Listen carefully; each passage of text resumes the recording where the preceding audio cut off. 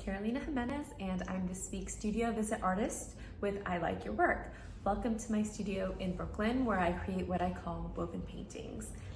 I do that primarily on my floor loom, which you see behind me, and I do that through various techniques, including weaving and natural dyeing.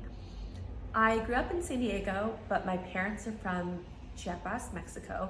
It's the southernmost state of Mexico, and it's a region that has a very rich textile history. So for me, working with textiles and working with these two techniques in particular is a way for me to engage with my heritage, but to also kind of bring my own experiences, my own learnings to this discipline. I work on a floor loom. I create work in a series of panels that then get stretched onto stretchers. You can see a bit of that in this piece behind me. A small piece might take 4 panels for a 24 by 24 inch piece, but it might also be up to 96 panels for an 8 foot by 8 foot piece.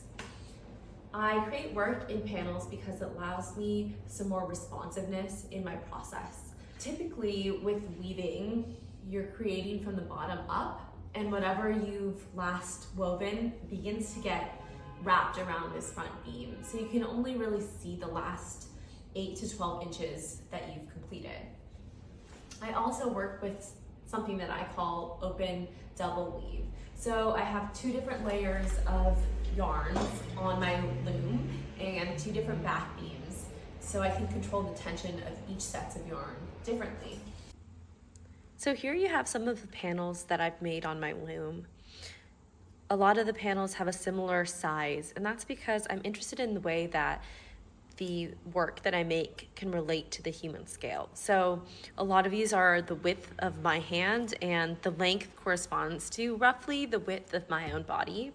I was thinking about the wheat bead, which is a pre-Hispanic garment that is still worn in some communities in Mexico today. I was thinking a lot about how that garment is a site of various ideas about identity, ideas about tourism, about craft traditions and knowledge within Indigenous communities at large. But it also is really personal because within Mayan culture, the tradition of weaving gets passed on from generation to generation. I was thinking more and more about landscape during this time and trying to understand how I can create more kind of figurative work out of a process that's very driven by the grid, because weaving is based on kind of the front to back warp and the side to side weft. It can be really time consuming to create any sort of organic figure. I've also been thinking about the way that I can step away from stretching my work and lean into the potent qualities of textiles, which is that it can be folded and it can be packed up and taken from one place to another. I think that's really beautiful because it can also highlight and speak to ideas of migration and this notion that we can carry landscapes and places with us when we move from one place to another.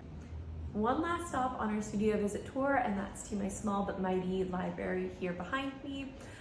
It relates to a tip that I have for other artists, and that is to create a resource for yourself so that if you need to get a different perspective on your work, or you just need a break during your studio process, you can pull out a book of work that you're interested in, and it allows you to kind of approach your work in a different way.